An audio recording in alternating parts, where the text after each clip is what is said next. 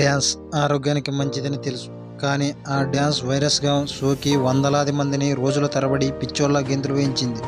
వారిలో కొందరి ప్రాణాలు తీసింది.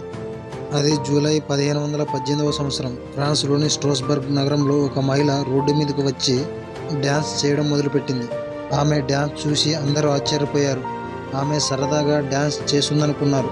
అది సరదా కాదని, అదొక వ్యాధని తెలుసుకోవడానికి సుమారు 1-2 రోజులు పట్టింది. ఎందుకంటే ఆమె పూనకం వచ్చినట్లుగా రోజుల తరబడి డ్యాన్సులు చేస్తూనే ఉంది. అలా వారం రోజుల పాటు డ్యాన్స్ చేస్తూనే ఉంది. ఆమె డ్యాన్స్కు ఈసారి మరికొందరు తోడయ్యారు. సుమారు 40 మందికి పైగా జనాలు రోడ్లపైకి వచ్చి వింత వింతగా గెంతులు వేస్తూ డ్యాన్సులు చేయడం మొదలుపెట్టారు. ఒకరి తర్వాత ఒకరు. అలా ఆ సంఖ్య 40 నుంచి 400కు పెరిగింది.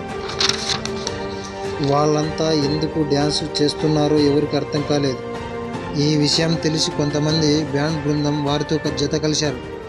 అయితే ఆ బృందం కూడా తమకు తెలియకుండానే ఆ డ్యాన్స్లో లీనమైపోయారు.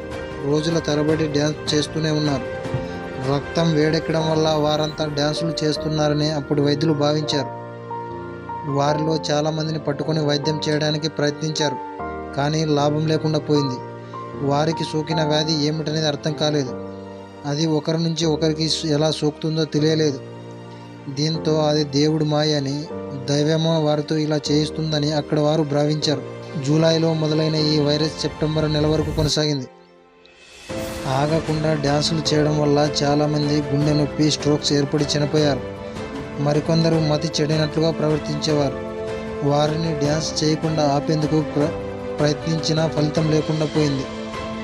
అది ఒకరి నుంచి మరొకరు సోకుతుందని తెలియగానే ప్రజలు వారిని ముట్టుకోవడానికి కూడా భయపడేవారు. 16వ శతాబ్దం నాటి హిస్టరీ రికార్డుల్లో డాన్సింగ్ ప్లేగ్ వ్యాధి గురించి స్పష్టంగా వివరించారు. 1518లో ఏర్పడిన ఈ వ్యాధి కేవలం స్ట్రోస్బర్గ్ మాత్రమే కాదని, స్విట్జర్లాండ్, జర్మనీ, హాలండ్లో కూడా ఇలాంటి లక్షణాలతో ప్రజలు డ్యాన్సులు చేసినట్లు ఆ రికార్డులో పేర్కొన్నారు. చివరకు ఏమైందంటే సెప్టెంబర్ నెలలో పర్వతం మీద ఉన్న ఒక పుణ్యక్షేత్రానికి వారందరినీ తరలించారు. అక్కడే వారికి వ్యాధి నయమైందని చరిత్రలో ఉంది. ఏది ఏమైనప్పటికీ మనం ఎంతగానో ఇష్టపడే డ్యాన్స్ కొన్ని వందల ప్రాణాలను తీసింది.